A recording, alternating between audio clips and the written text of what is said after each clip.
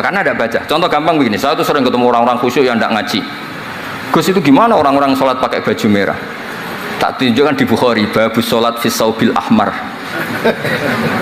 Ada yang protes lagi, gimana Gus itu kiai kok sholat kencing berdiri? Babul kauli qaiman inda subadati qaumin. Di Bukhari itu. Gus, kok ada hadisnya semua? Yang masalah otak kamu, kata saya gitu. Loh, sampai sholat, sampean kalau sholat kan mikir, ya mikir utang, mikir macam-macam. Itu Imam Bukhari punya bab, babul ifkar, tafsirnya apa? Imam Bukhari pakai bab itu babul ifkar di sholat, bab mikir di sholat.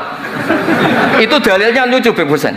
Kanjeng Nabi ku sholat terus salam ke susu. Ditanya kenapa ke susu? Saya ingat ada dinar di rumah yang belum saya bagi. Berarti ingatnya kan pas sholat.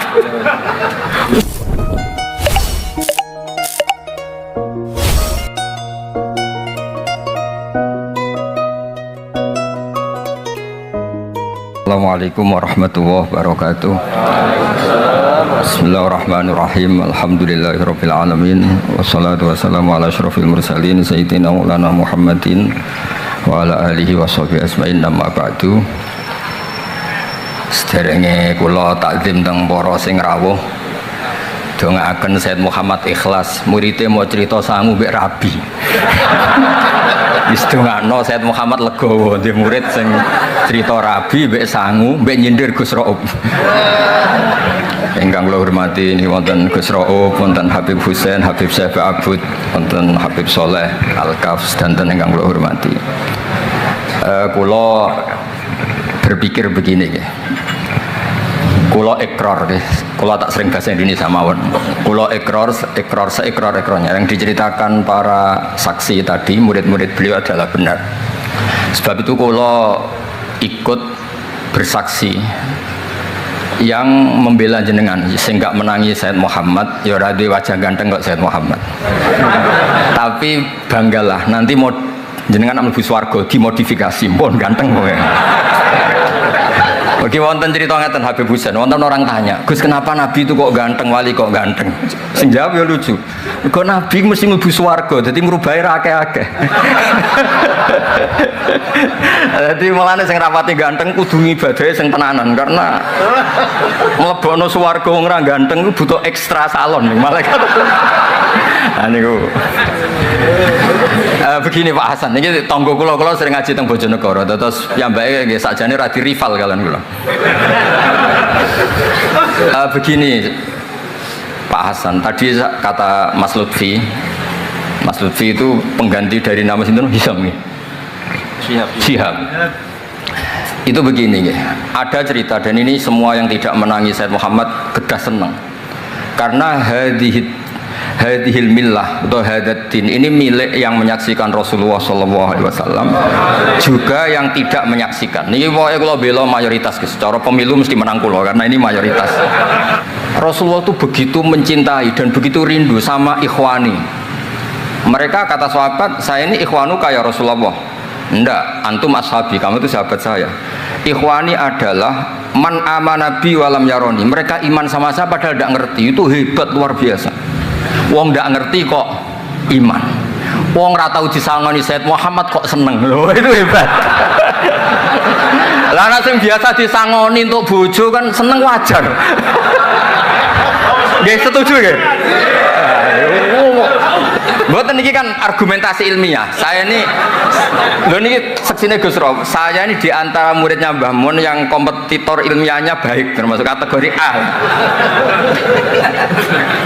Kategori A.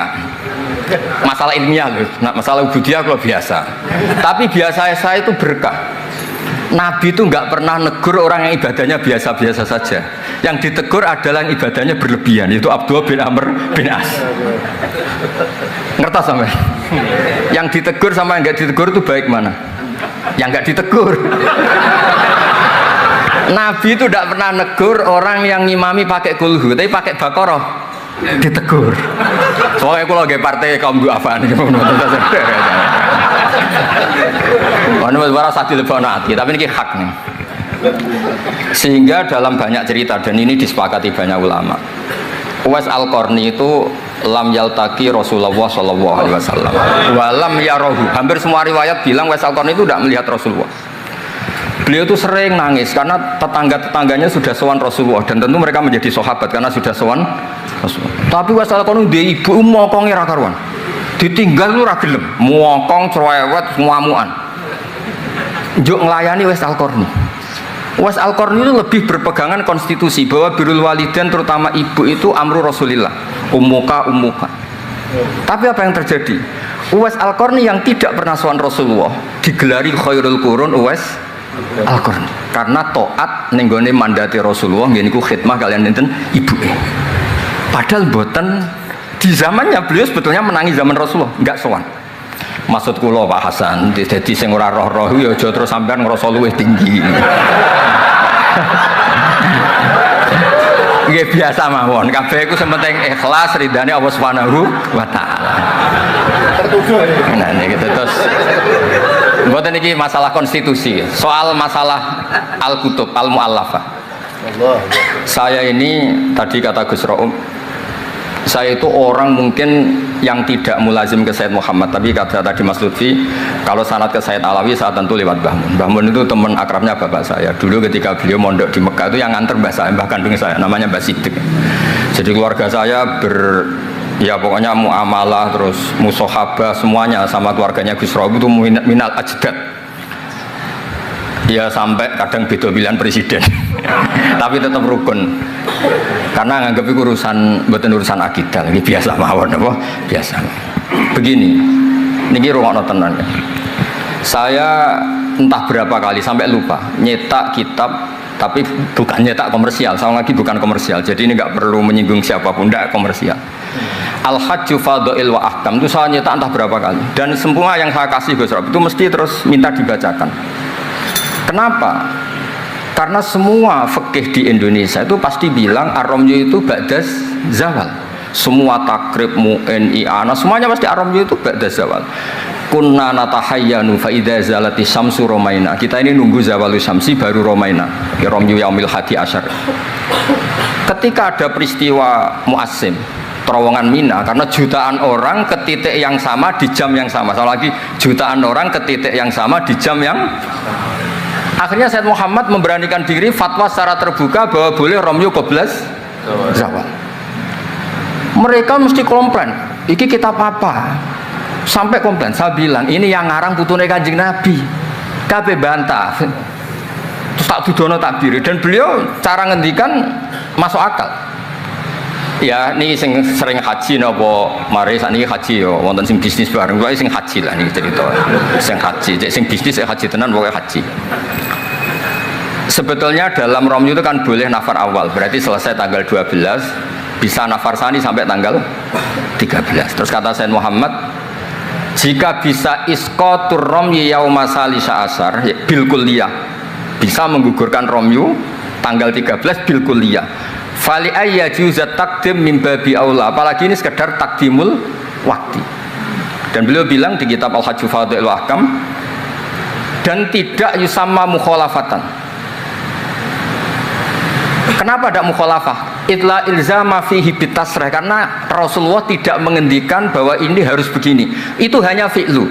Fi'lu bisa ya dulu alal jawaz, bisa alal aulawiyah, nggak ada jaminan kalau itu syarat apa? Sah.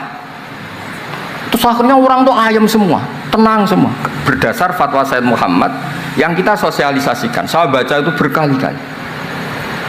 Jadi saya cerita, jadi ini benar-benar cerita naskahnya Sayyid Muhammad, orang cerita sangu. Terus kedua, tawaful haid. Saya sering ketemu orang-orang yang nekuni medis. Gus, kalau kita pakai obat itu kadang masalah, ada efek samping gini-gini. Padahal kalau kita nunggu suci kayak cerita Sayyidah Aisyah, Rasulullah itu pimpinan. Mereka pasti ikhlas disuruh nunggu Sayyidah Aisyah sampai suci kemudian tawaf ifadah. Tapi ini kan kita orang kebanyakan. Hotelnya kalau lama-lama ya kita tidak kuat bayar, kena komplain. Pesawatnya juga gitu, kalau lama-lama juga kena komplain, tidak bisa pulang kan. Dan itu kata Sayyid Muhammad sederhana ngertikan. Beliau menyarankan tawaful haid itu intikal madhab saja, atau tidak usah intikal. Kalau mendekati waktunya habis langsung tawaf, tapi nunggu waktunya mepet, karena dengan mepet berarti statusnya darurat, atau statusnya darurat. Terus kata beliau dengan entengnya ngendikan di mana-mana yang namanya wajib atau syarat sah itu ya ma'al kudroh. Ini tidak kudroh berarti syarat itu hilang. Di mana-mana syarat menjadi syarat ya kalau kudroh. Lah ini tidak kudroh ya berarti syarat itu hilang. Sehingga terus kita nyaman tawaful haid. Itu di kitab Al-Hajju Fadhil Ahkam. Bisa dicek bahasan halaman 115 itu. Ini bukan cerita Malaysia, cerita tek. Jadi buat ini serius. Karena tadi kan orang-orang bisa guyon cerita nikah, berarti Anda tukang nikah. Nah kalau sekarang guyon karena ilmu, berarti Anda mubarok betul. Cerita nikah iso guyu, cerita ilmu iso guyu, berarti waras sampean. Ternyata bisa senang dengan ilmu, bisa senang. Hanya relax saja. Saya baca kitab beliau yang khataman, ini Gus Rauf saksinya. Saya baca Qawaid Asasiyah itu pasanan khatam tahun 39. Terus poso ini kemarin 45 ini saya juga khatam baca Qawaid Asasiyah. Dulu itu karangan Sayyid Alawi namanya Zubdatul Itqan. Di era Sayyid Muhammad disebut Al-Qawaid Al-Asasiyah fi Ulumil Quran. Saya ngajar di Sarang ya kitab itu di pondoknya Gus Zufur. Saya berkali-kali baca kitab itu di Kudus di pondok saya kemarin khatam. Terus kitab beliau yang saya senang sekali diantaranya tentu Mafahim Yajibu Antus Sohah. Tadi Mas Lutfi cerita betapa repotnya Sayyid Muhammad ngadepi Wahabi. Tapi di Indonesia saya sering cerita ke mereka, bahkan sebagian yang berfaham itu di kota banyak yang menjadi minna.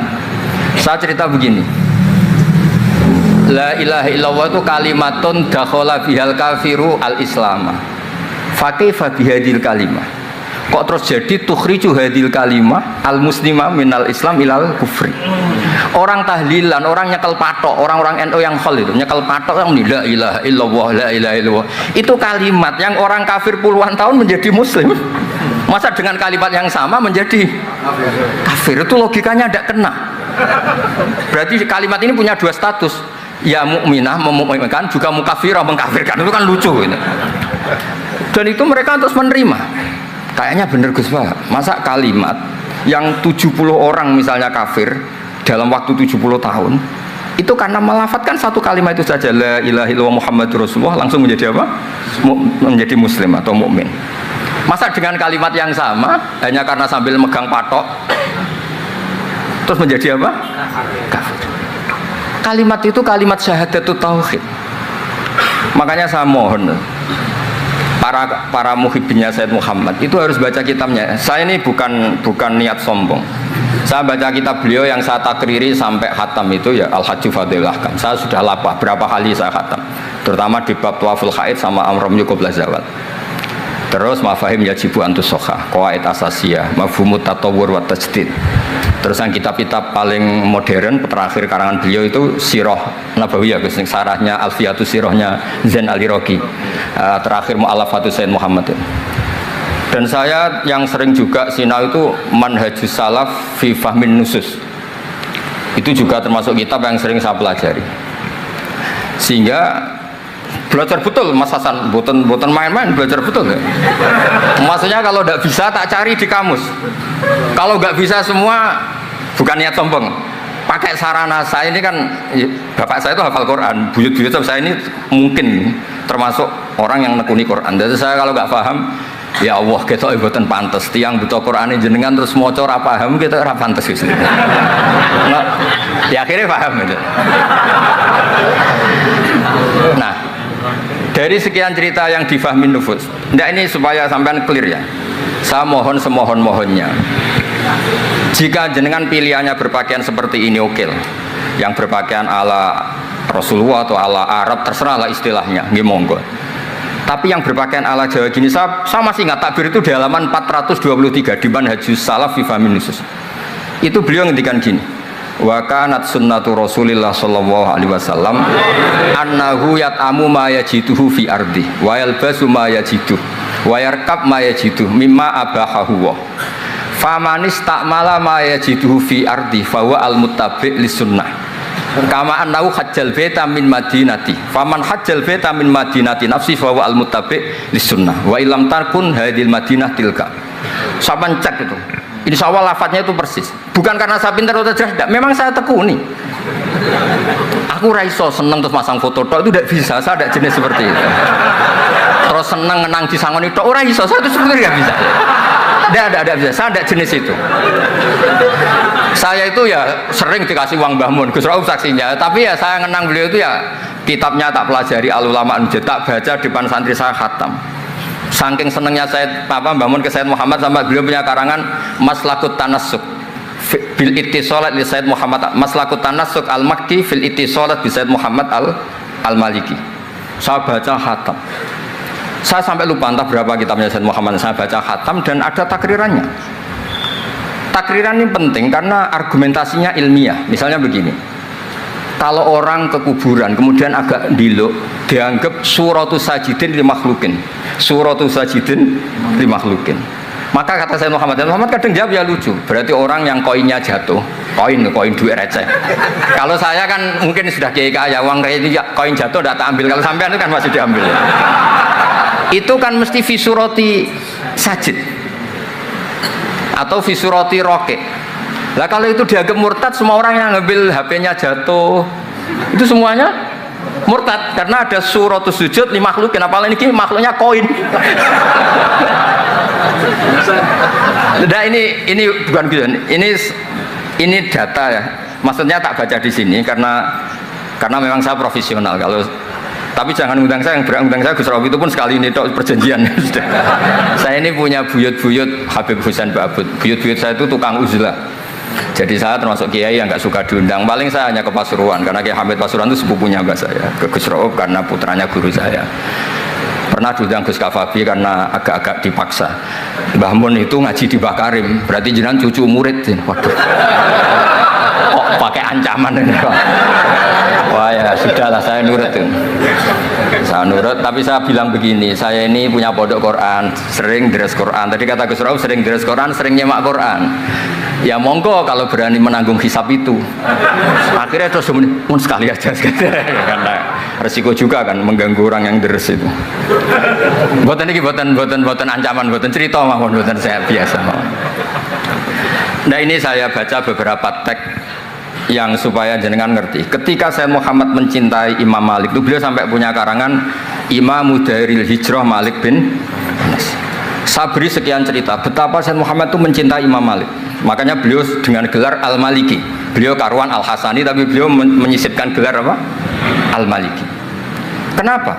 Saya cerita sekian mazayanya Imam Malik.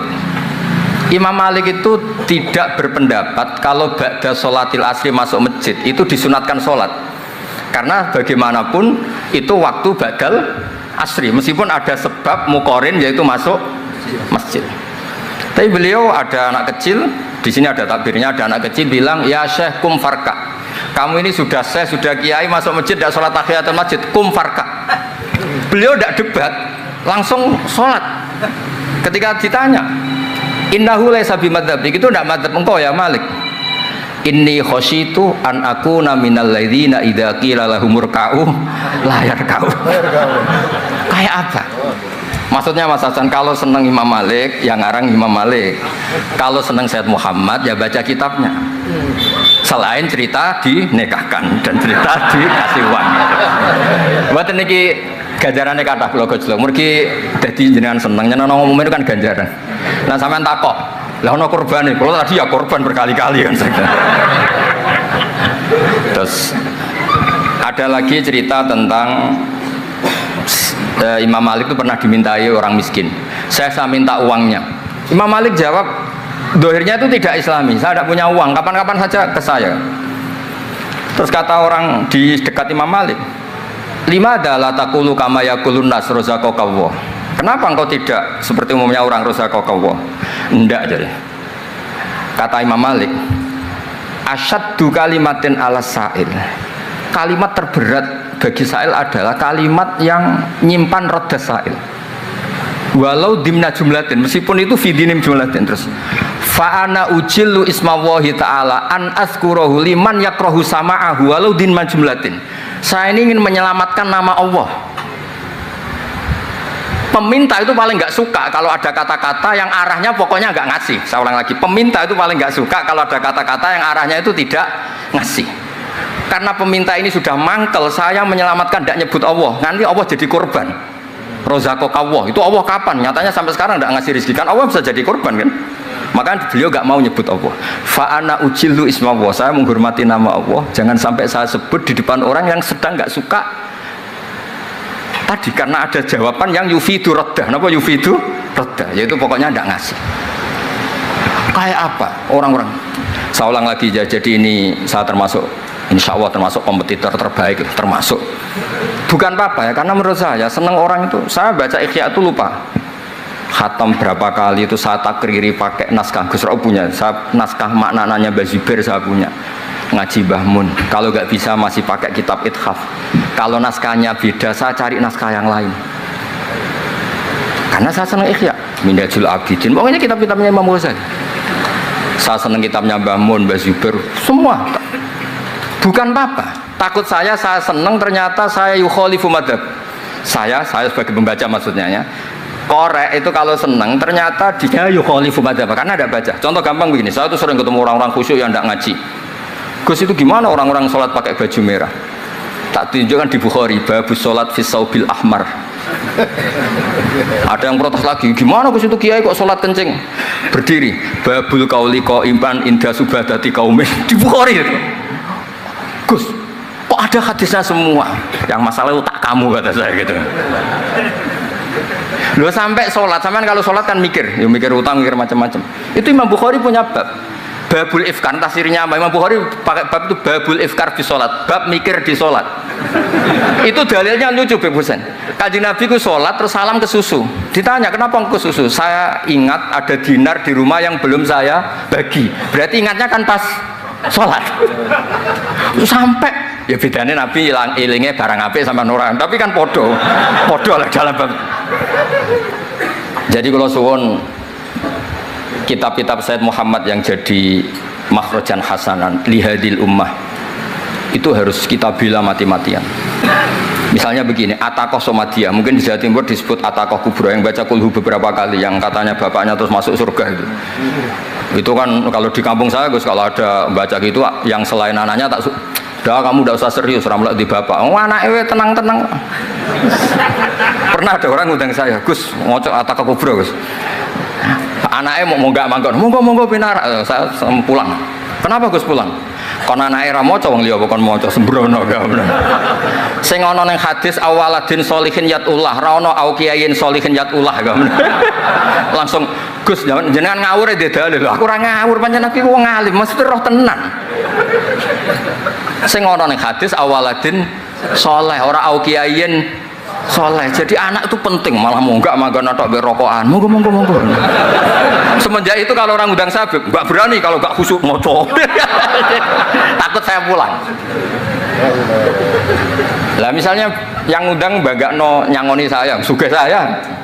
Kan mboten ngefek no, teror nonton mboten ngefek. Jadi ini penting, meskipun guyon, ilmu itu didudukkan. Sayyid Muhammad ngendikan hadis-hadis tentang jumlah kul huwallahu ahad semuanya itu dhaif.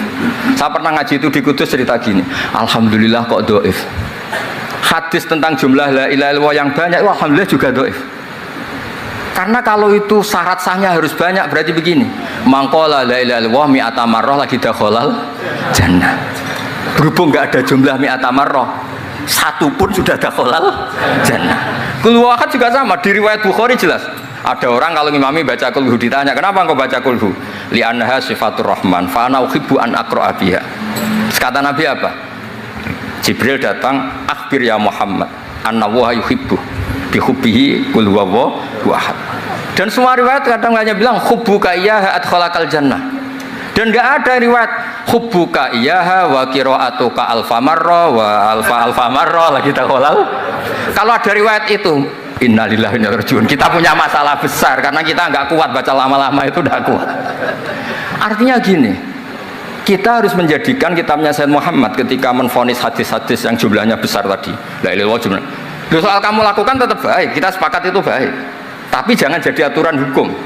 Saya ulang lagi, baca banyak tentu tetap baik, tapi jangan menjadi aturan. Kalau jadi aturan hukum berarti gini. Dakhalal kafiru fil Islam in qara'a la ilaha illallah alfa marrah mi'ata marrah. Itu yang mengislamkan di masjid capek itu.